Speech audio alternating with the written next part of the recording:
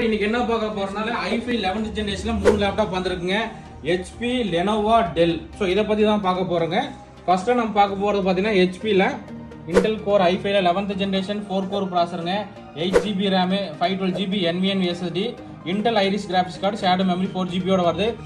15.6 display, full HD display. இந்த லேப்டாப்போட price 29500ங்க. அடுத்து நாம் பார்க்க போறது லெனோவோல Intel Core i5 11th generation 2.4 GHz speed 4 core ப்ராசஸருங்க.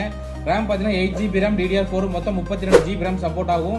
Heart disk பாத்தீங்கன்னா நமக்கு 1 TB hard disk plus 256 GB NVMe SSD ஓட வந்திருக்கு. பிளஸ் வந்து Iris graphics card, shared memory 4 GB ஓட வந்திருக்கு. இந்த லேப்டாப்போட பிரைஸ் நம்ம தரது 31500 ரூபாய்க்கு தரணும்பா. அடுத்ததா பாத்தீங்கன்னா டெல்லில் கிராபிக்ஸ் கார்டு மாடல், அதாவது உங்களுக்கு AutoCAD, Photoshop, COREL, மல்டிமீடியா அந்த மாதிரி எல்லாத்துக்குமே சப்போர்ட் ஆகிற மாதிரி லேப்டாப் வந்திருக்குங்க. இதோட ப்ராசஸர் என்னன்னு பார்த்தா Intel Core i5 11th generation 2.4 GHz speed 4 core ப்ராசஸருங்க.